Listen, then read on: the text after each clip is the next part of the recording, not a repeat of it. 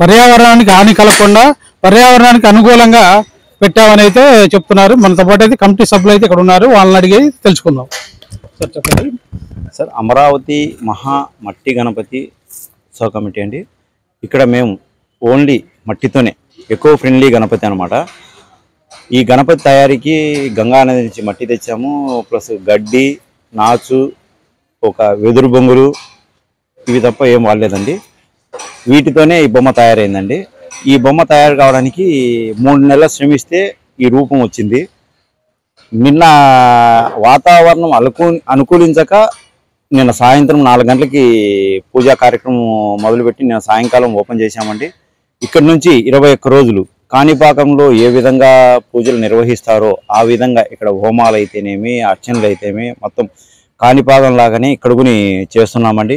వచ్చిన భక్తులకు ఎవరికి అసౌకర్యం కలుక్కోకుండా క్యూ లైన్లు కానీ, వచ్చిన పిల్లలకు కానీ, ఎవరికైనా సాంస్కృతిక కార్యక్రమాలు కానీ, పిల్లలకు ఆడుకోవడానికి ఎంటర్టైన్మెంట్ ప్రోగ్రామ్స్ కానీ మొత్తం కండక్ట్ చేస్తున్నామండి.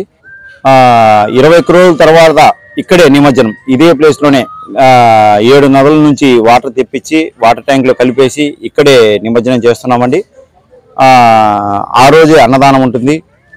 ఆ రోజు ఈవినింగ్ మనకు నిమజ్జన కార్యక్రమం ఉంటుందండి.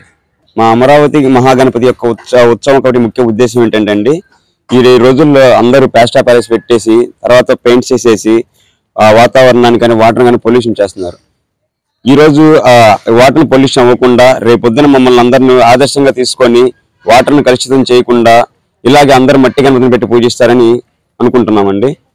అలాగే ఈ యొక్క మట్టి గణపతి మేము ముందు స్థాపించిన కానించి ఇది ఒక దాదాపు 3 నెలల కార్యక్రమం అండి. 150 మంది వర్కర్లు వెస్ట్ బెంగాల్ నుంచి తీసుకొని వచ్చాము. వాళ్ళ యొక్క శ్రమేనండి ఇది. మీరు చూస్తున్నారు ఇది విగ్రహం. ఇక్కడ అమరావతి మహాగణపతి ఆధ్వర్యంలో కాణిపాకంలో భాగంగా ఎలాగైతే జరుగుతాయో కార్యక్రమాలు, హోమాలు, పూజలు ఇక్కడ కూడా 21 రోజులు కూడా ప్రత్యేక గణపతి హోమాలు, పూజలు నిర్వహించడం జరుగుతుంది. ఈ కార్యక్రమంలో ప్రతిరోజు కూడా గుంటూరుతో పాటు రాష్ట్రంలో ఉన్న నలుమూల నుంచి భక్తుల్ని కూడా ఆహ్వానించి స్వామివారి ఆశీస్సులు తీసుకోమని చెప్తున్నాము.